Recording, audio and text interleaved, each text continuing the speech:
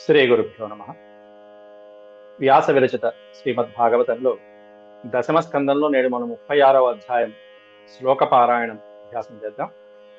దీంట్లో అరిష్టాసుర వధ, అలాగే కంసుడు అనేక మంది అసురుల్ని, కేసి అనేటువంటి వ్యోమకాసురుడు అనేటువంటి అసురుల్ని బలరామకృష్ణ సంహారార్థం పంపించడానికి పురమాయించడం, ఆ తర్వాత దిగ్గజములు మల్ల యుద్ధ వీరుల్ని వీళ్ళనందరినీ కూడా పురమాయించడం జరుగుతుంది.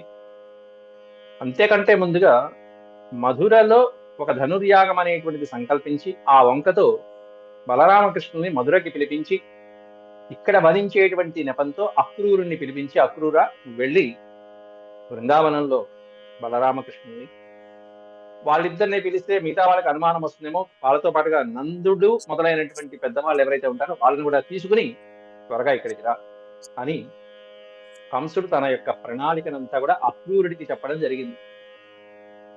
ఈ అధ్యాయంలోనే మధ్యలో మనం అక్రూరుడి యొక్క జీవిత చరిత్రని, ముఖ్యమైనటువంటి భక్తి తత్వాన్ని కూడా మనం వివరంగా చెప్పుకోవడం జరిగింది. ముందుగా శ్లోకాలు ఈరోజు ఒక్కొక్కరు 10 శ్లోకాలు పారాయణగా చదువుదాం, దైవస్మరణ చేద్దాం. ముందుగా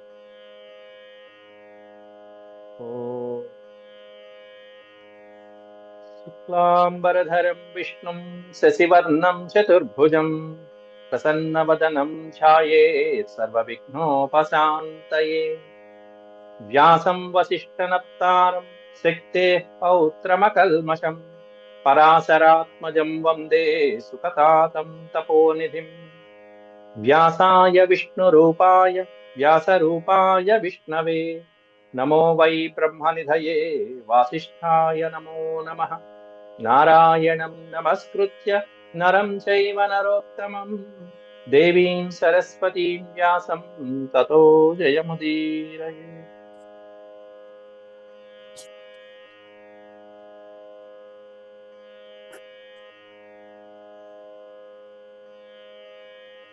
రామేశ్వర గారు ఉన్నారమ్మా?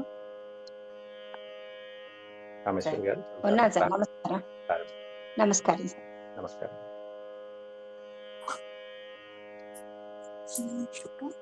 స్టార్ట్ చేయనండి. స్టార్ట్ చేయండి.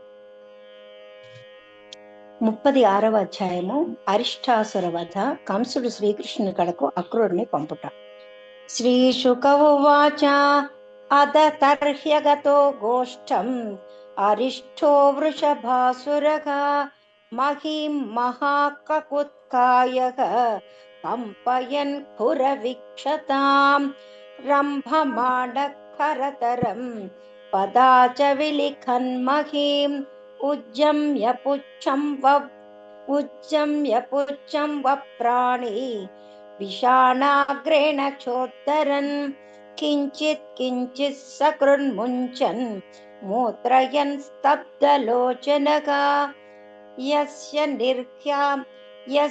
నిర్హ్రాదితేనాంగా నిష్ఠురేణ గవాం నృణాం పతం చకాలతో గర్భాః శ్రవంతి స్మ భయేన వై నిర్విశంతి ఘనా యస్య కకుజ్య చలశంకయా తం తీక్ష్ణ శృంగముద్వీక్ష్య గోప్యో గోపాశ్చ తత్ర సుః పశవో దుద్రువుర్భీతః రాజన్ సంయజ్య గోకులం కృష్ణ కృష్ణేతి తే సర్వే గోవిందం శరణం యయుః భగవానపి తద్వీక్ష్య గోకులం భయవిద్రుతం మా భైష్ఠేతి గిరాశ్వాస్య వృషాసురముపాహ్వయేత్ గోపాలై పశుభిర్మంద రాశితై కిమసత్తమా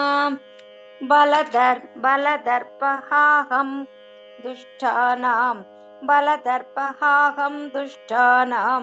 త్వద్విధానాం దురాత్మనాం ఇచ్ఛాస్ఫోటాచ్యుతోరిష్టం తలశబ్దేన కోపయన్ సఖ్యురంసే భుజా భోగం ప్రసార్యావస్థితో హరిః సోప్యేవం కోపితోరిష్టః పురేణావనిముల్లిఖన్ ఉజ్జత్ పుచ్చభ్రమన్మేషః उज्जत्पुच्छ भ्रमन्मेघः क्रुद्धः कृष्णमुपाद्रवत् अग्रण्यस्तविषाणाग्र्यः स्तब्धाश्रुग्लोचनोच्युतम् कटाक्षिप्याद्रवत्तूर्णम् ఇంద్రముక్తోసి నిర్యథా. జై గురుదత్త అండి. మూర్తి గారు 11 నుంచి కంటిన్యూ చేయండి సార్. నమస్తే సార్. నమస్తే అండి. గృహీత్వా శృంగయోస్తం వా అష్టాదశ పదాని సహ ప్రత్యపోవాహ భగవాన్ గజ ప్రతి గజం యథా సోపవిద్ధో భగవత పునరుత్థాయ సత్వరః అపతస్మిన్న సర్వాంగో నిశ్వసన్ క్రోధమూర్ఛితః తపాపతంతం సనిగృహ్య శృంగయోః పదా సమాక్రమ్య నిపాత్య భూతలే నిష్పీడయామాస యదార్థమంబరం కృత్వా విషాణేన జఘాన సోపతత్ అశ్రుగ్వమన్మూత్రస్య సముత్సృజన్ క్షిపంశ పాదాననవస్థితే క్షణః జగామకృచ్ఛం నిరుతేరథక్షయం పుష్పైకిలంతో హరిమీడిరే సురాః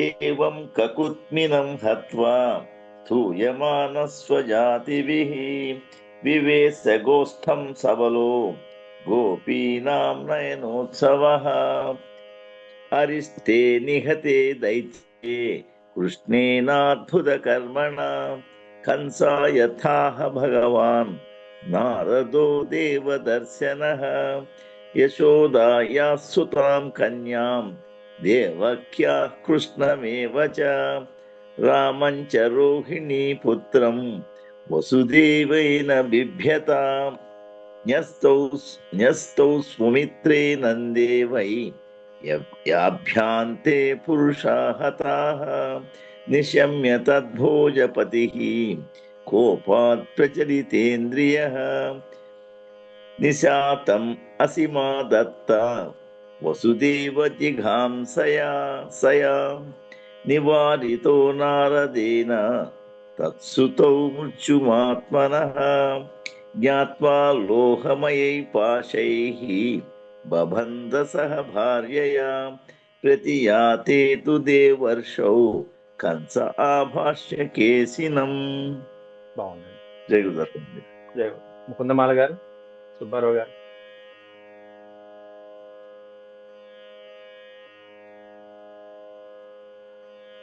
రామ కేశవౌ తతో ముష్టికచాణూరశలతోశలకాదికాన్ అమాత్యాన్ హస్తిపాంశ్చైవ సమాహూయ భోజరాట్ భో భో నిశమ్యతామేతద్వీరచాణూరముష్టికౌ నందవ్రజే కిలాసాతే సుతావానకదుందుభేః రామకృష్ణౌ తతో మహ్యం మృత్యుః కిల నిదర్శితః భవద్భ్యామిహ సంప్రాప్తౌ హన్యేతాం మల్లలీలయా మంచాః క్రియంతాం వివిధా మల్లరంగ పరిశ్రితాః పౌరా జానపదాః సర్వే పశ్యంతు స్వైర సంయుగం మహామాత్రత్వయా భద్రరంగద్వ్యార్యుపనీయతాం విపః కువలయా పీడో జహితేన మమాహితౌ ఆరభ్యతాం ధనుర్యాగశ్చతుర్దశ్యాం యథావిధి విససంతు పశూన్మేథ్యాన్ పూతరాజాయ మీఢుషే ఇత్యాజ్ఞాప్యార్థతంత్రజ్ఞ ఆహూయ యదు పుంగవం గృహీత్వా పాణినా పాణిం తతో క్రూరమువాచః భో భో దానపతే మహ్యం క్రియతాం మైత్రమాదృతః నాన్యస్త్వత్తో హితతమో విద్యతే భోజవృష్ణిషు అతస్త్వామాశ్రితః సౌమ్య కార్య గౌరవ సాధనం యథేంద్రో విష్ణుమాశ్రిత్య స్వార్థమధ్యగమద్విభుః గచ్చ నందవ్రజం తత్ర సుతావానకదుందుభేః आसातेता विहानेन रथेनानयमाचिरम्। जय गुरु। निःसृष्टखिल मे मृत्युर्देवैर्वैकुण्ठ संश्रयैः तावानय समं गोपैर्नन्दैत्यैः साभ्युपायनैः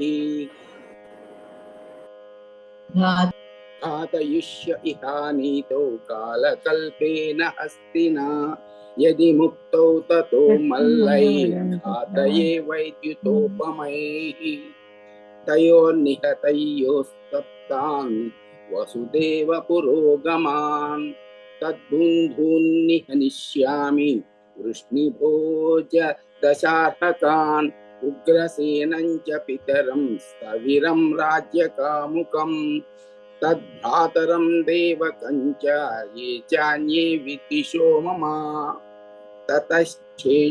ततश्चैषामहि मित्रभवित्री नष्टकण्टक जरासन्धो मम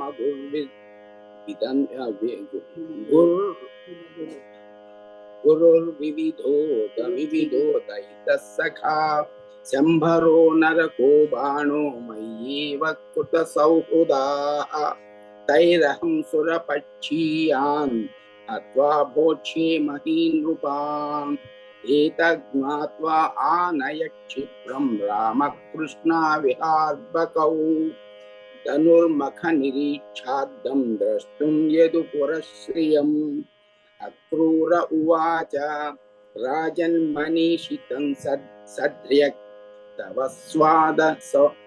तव स्वाद्यमार्जनं सिद्ध्यो समं कुर्यात् दैवं फलसाधनं मनोरथान् करोत्युच्चैर्जनो दैवहतानपि युज्यते हर्षशोकाभ्यां तथाप्याज्ञां करोमि ते।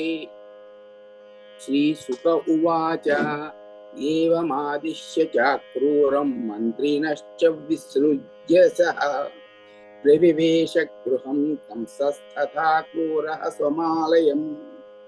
इति श्रीमद्भागवते महापुराणे परमहंस्यां संहितायां दशमस्कन्धे पूर्वार्धे अक्रूर संप्रेषणं नाम 36ोऽध्यायः। చాలా బాగుంది. జయ గురు. వాసంతి గారు చదవండి. వాసంతి చదవండి అమ్మా. మీ తర్వాత ఆదిలక్ష్మి గారు చదువుతారు. శ్రీసుక ఉవాచ అదతర్ష్యాగతో గోష్ఠం అరిష్టో వృషభాసురః మహీం మహాకకుత్కాయః కంపయన్ ఖురవిక్షతాం రంభమాణః కరతరం పదాచ విలిఖన్ మహీం ఉజ్జమ్య పుచ్చం వప్రాణి విషాణాగ్రేణ చోద్ధరన్ కించిత్ కించిత్ చక్రున్ముంచన్ మూత్రయన్ స్తబ్దలోచనః యస్య నిర్హ్రాదితేనాంగ నిష్ఠురేణ గవామృణాం పతంచ కాలతో గర్భాః సవంతి స్మ భయేన వై నిర్విశంతి ఘనా యస్య కకుజ్య చలశంకయా తం తీక్ష్ణ శృంగముద్వీక్ష్య గోప్యో గోపాశ్చ తత్రసుః పశవో దుద్రుర్భీతా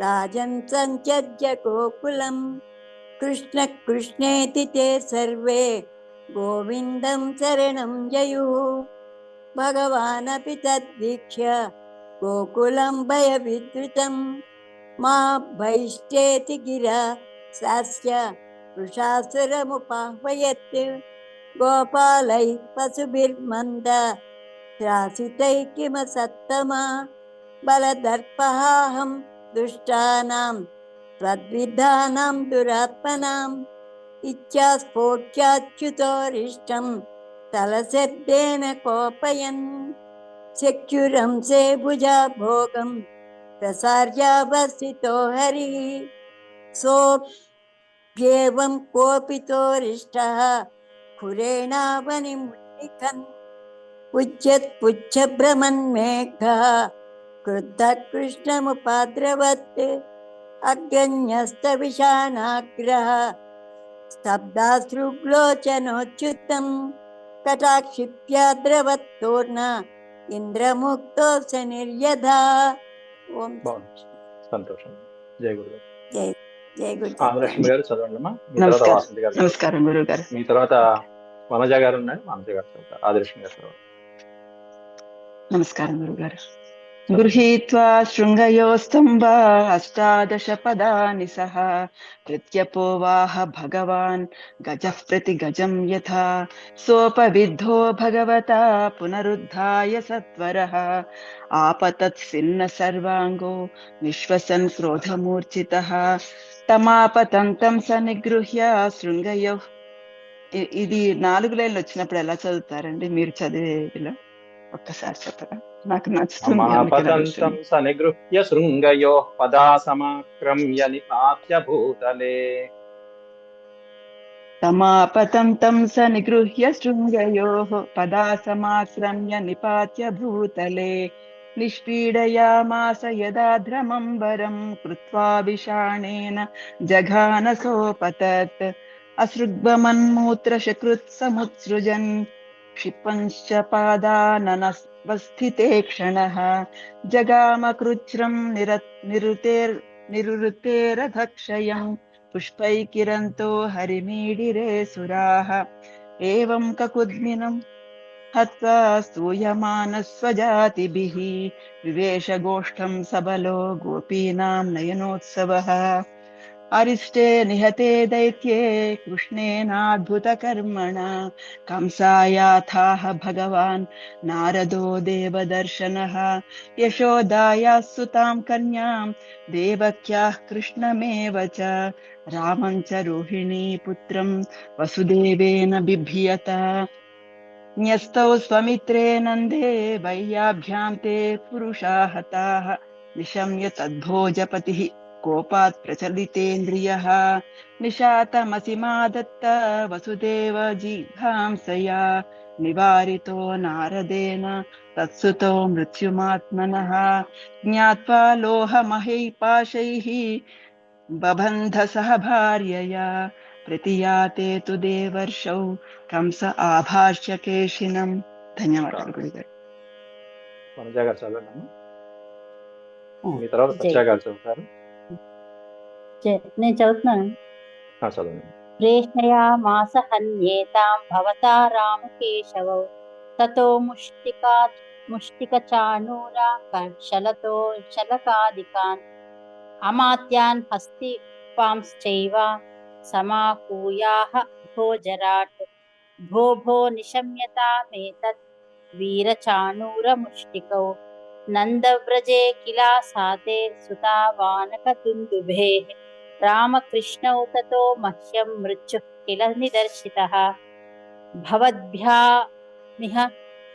భవద్భ్యామిహ సంప్రాప్తౌ హన్యేతాం మల్లలీలయా మంచాః క్రియతాం వివిధా మల్లరంగపరిష్ఠితాః పౌరా జనపదాః సర్వే పశ్యంతు స్వైర సంయుగం మహామాత్రద్వయా భద్రా రంగద్వార్యుపనీయతాం ద్విపః కువలయా పీడో జహితేన మమాహితౌ ఆరభ్యతాం ధనుర్యాగాశ్చతుర్దశ్యాం యథా విధి విశసస్తు పశూన్మేధ్యాన్ భూతరాజాయ విదుషే ఇత్యాజ్ఞాప్యార్థతంత్రజ్ఞా ఆహూయ యదుపుంగవం గృహీత్వా పాణినా పాణి తతో క్రూరమువాచః భో భోదానపతే మహ్యం క్రియతాం మైత్రమాధృతః నాన్యస్త్వస్తో హితతమో విద్యతే భోజవృష్ణిషు అతస్వామాశ్రితః సౌమ్యా కార్యగౌరవసాధనం యుధేంద్రో విష్ణుమాశ్రిత్య స్వార్థమద్యగమద్విభుః గచ్చనందవ్రజం తత్రా సుతావానకదుందుభేః ఆసాతే తావిహానేన రథేనానయమాచిరం. జై శ్రీకృష్ణ. తర్వాత చదవండి అమ్మా సత్య గారు. జై గురుదత్త గురుగారు. మీ తర్వాత లక్ష్మి గారు చదువుతారు.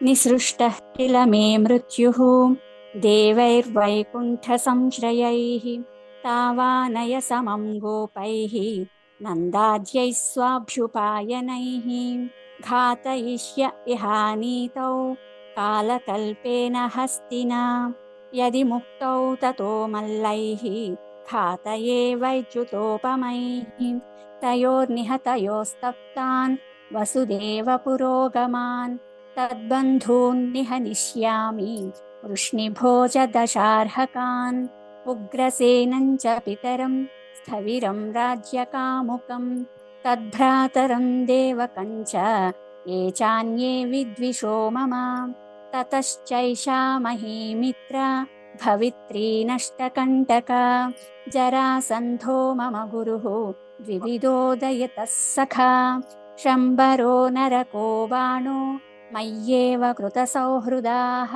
तैरहं सुरपक्षीयान् हत्वा भोक्ष्ये महीनृपान् एतज्ज्ञात्वा नयक्षिप्रं रामकृष्णाविहार्भकौ धनुर्मखनिरीक्षार्थं द्रष्टुं यदपुरश्रियम् अक्रूर उवाच राजन्मनीषितं सम्यक् तव स्वावद्यमार्जनं सिद्ध्यसिद्ध्योः समं कुर्यात् दैवं हि फलसाधनं मनोरथान् करोत्युच्चैः जनो दैवहतानपि युज्यते हर्षशोकाभ्यां तथाप्याज्ञां करोमि ते श्रीशुक उवाच एवमादिश्य चाक्रूरं मन्त्रिणश्च विसृज्य प्रतिवेशगृहं कंसः तथा क्रूरस्वमालयम् इति श्रीमद्भागवते महापुराणे पारमहंस्यां संहितायां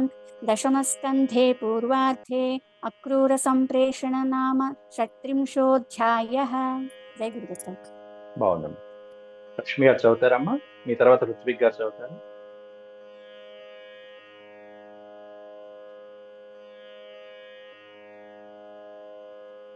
లక్ష్మి గారు చదువుతారమ్మా. పారుపూడి లక్ష్మి గారు. ఋత్విక్ గారు. రంగనాథ్ శర్మ గారు. సార్ నేను చదువునా సార్?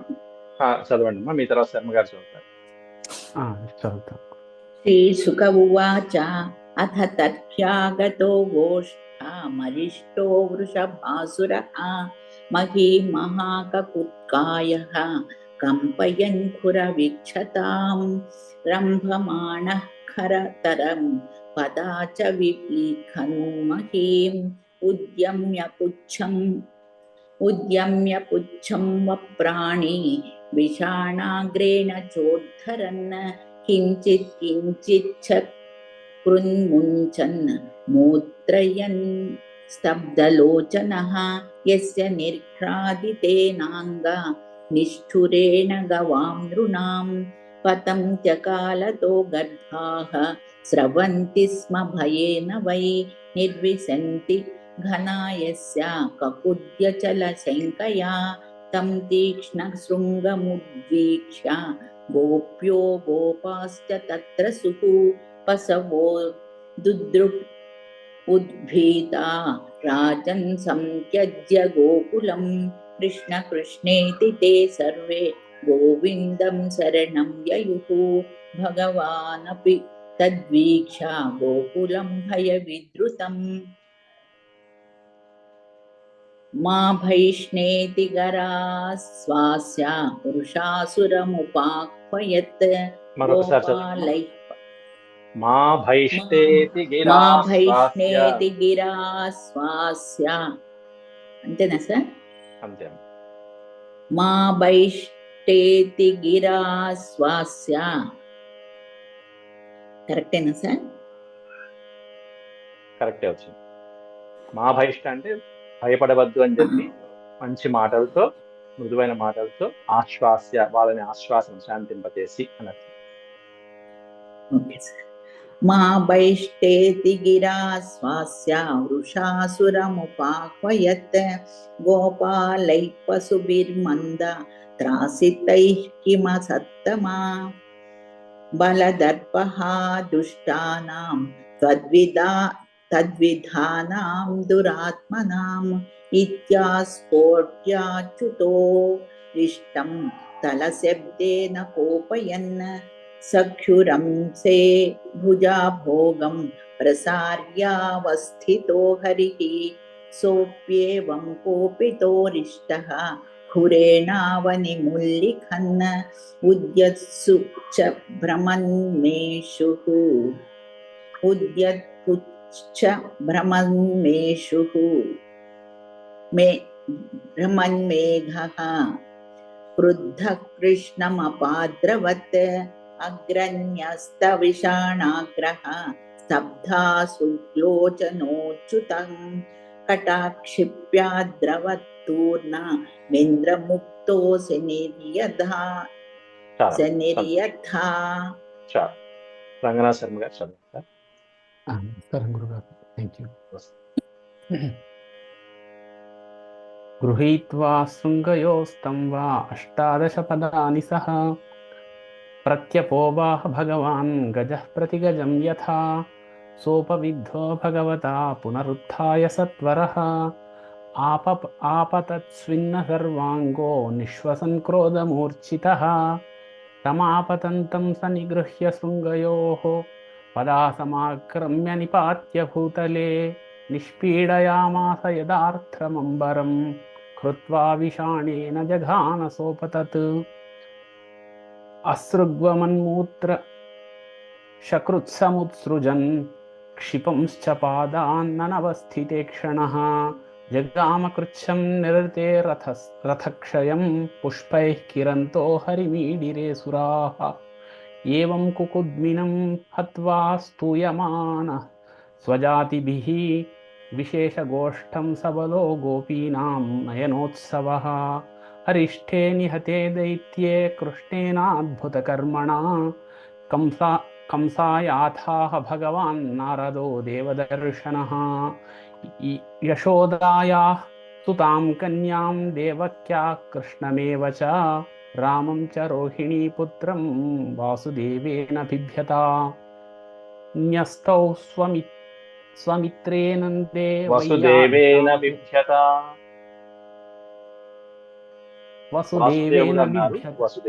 యశోదాయా సుతాం కన్యాం దేవక్యాః కృష్ణమేవ చ రామం చ రోహిణీపుత్రం వసుదేవేన బిభ్యత. అంతేనా గురుగారు? అంతే అండి సార్. న్యస్తౌ స్వమిత్రే నందే వై యాభ్యాం తే పురుషాహతాః నిశమ్య తద్భోజపతిః కోపాత్ ప్రచలితేంద్రియః నిశాతమతిమాదత్తా వాసుదేవ జిఘాంసయా నివారితో నారదేన వసుదేవ జిఘాంసయా నిశాతమసిమాధత్తా వసుదేవ జిఘాంసయా. పదునైన కత్తి తీసుకుని, నిశాతం అంటే పదునైన, అసి అంటే కత్తి తీసుకుని వసుదేవుని సంహరించడానికి ఉద్యుక్తుడైతే నారదుడు నివారించాడు.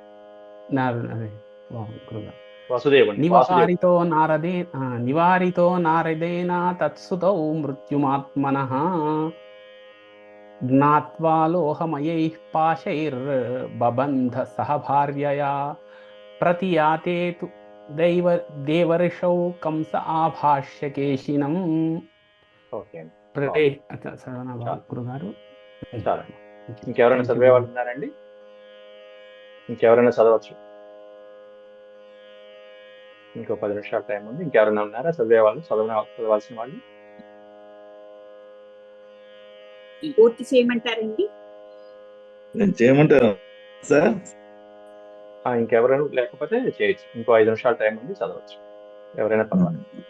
ప్రేషయామాస హన్యేతాం భవతా రామకేశవౌ తతో ముష్టికచాణూరశలతోషలకాదికాన్ అమాత్యాన్ హస్తిపాంశ్చైవ సమాహూయాః భోజరాట్ భో నిశమ్యతామేతద్వీరచాణూరముష్టికౌ నందవ్రతే కిలా సాతే సుతావానకదుందుభేః రామకృష్ణౌ తతో మహ్యం మృత్యుః కిల నిదర్శితః భవద్భ్యామిహ సంప్రాప్తౌ హన్యేతాం మల్లలీలయా మంచాక్రియంతాం వివిధా మల్లరంగపరిశ్రితాః పౌరా జానపదాః సర్వే పశ్యంతు స్వైర సంయుగం महामात्रत्वया भद्ररङ्गद्याद्युपनीयताम् दिपः कुवलया पीडो जहितेन ममाहितौ.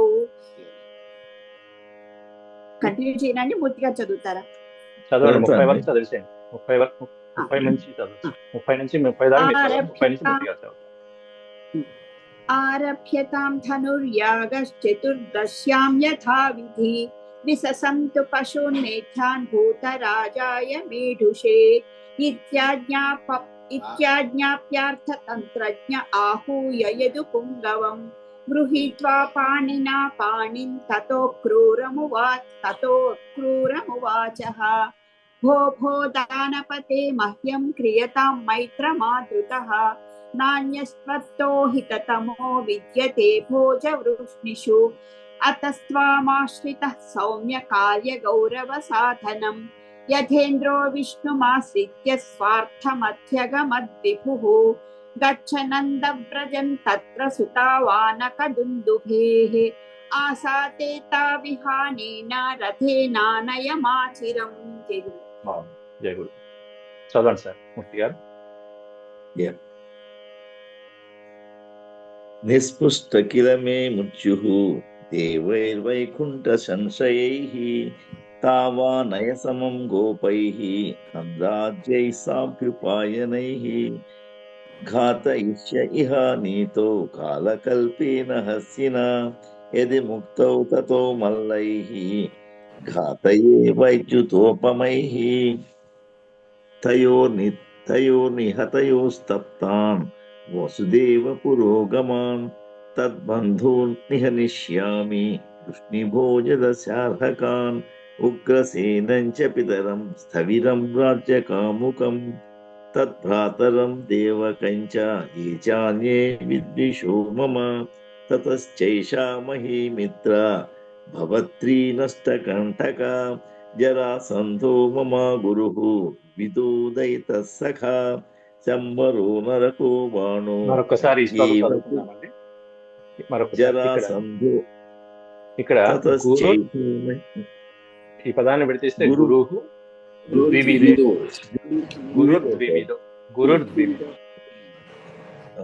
జరాసంధో మమ గురుః ద్వివిదోదయితః సఖా శంబరో నరకో మయ్యేవ కృత సౌహృదాః తైరహం సురపక్షీయాన్ హత్వా వోక్ష్యే మహీ నృపాన్ ఏతజ్ఞాత్వా నయక్షిప్రం రామకృష్ణావౌ విహోద్భకౌ ధనుర్మఖనిరీక్షార్థం ద్రష్టుం యదుపురశ్రియం. శ్రీ అక్రూర ఉవాచ రాజన్మనీషితం సమ్యక్ తవ స్వామజ్యమార్జనం సిద్ధసిద్ధ్యో సమం కుర్యాత్ దైవం హి ఫల సాధనం మనోరథాన్ కరోచ్యుత్యైః జనో దైవ హతానపి మనోరథాన్ కరోచ్యుతైః జనో దైవ హతానపి యుజ్యతే హర్షశోకాభ్యాం తథాప్యాజ్ఞాం కరోమి తే. శ్రీశుక ఉవాచ ఏవమాదిశ్య చాక్రూరం మంత్రిణశ్చ విసృజ్య సహ ప్రవివేశ గృహం కంసః తథా క్రూరస్వమాలయం. ఇది శ్రీమద్భాగవతే మహాపురాణే పారమహంస్యాం సంహితాయాం దశమస్కంధే పూర్వార్ధే షట్త్రింశోऽధ్యాయః. హరి ఓం. ఈ అధ్యాయంలో 8వ శ్లోకంలో టెక్స్ట్ బుక్ లో బలదర్పహాహం అని ఇచ్చారు. అక్కడ అహం అనేటువంటిది ఉండదు. బలదర్పహ దుష్టాన. అహం అనేటువంటిది ఉంటే ఛందస్సు మారుతుంది. మళ్ళీ 8 అక్షరాలే ఉంటాయి పాదంలో. బలదర్పహ దుష్టాన 8 అక్షరాలే ఉండాలి. అందువల్ల అహం అనేటువంటిది టెక్స్ట్ బుక్ లో కరెక్షన్ చేసుకోవచ్చు, లేకపోతే దానికి బ్రాకెట్ పెట్టండి. హమ్ అనే దానికి బ్రాకెట్ పెట్టండి టెక్స్ట్ బుక్ లో. లేకుండా ఉంటే బలదర్పహ దుష్టానం అనేది సరిపోతుంది. అప్పుడు ఛందస్సు అదొక్కటి బ్రాకెట్ పెట్టండి చాలు. తద్విధానం దురాత్మనం 8 అక్షరాలు. అట్లాగే ఇక్కడ కూడా ఇట్లా 8 అక్షరాలు రావాలి. అంతే. విధానం జయ గురుదత్త. శాంతి శాంతి శాంతి. యదక్షరపదభ్రష్టం మాత్రాహీనం చేద్భవేత్ తత్సర్వం క్షమ్యతాం దేవ. నారాయణ నమోస్తే. సర్వం శ్రీకృష్ణార్పణమస్తు. హరి ఓం.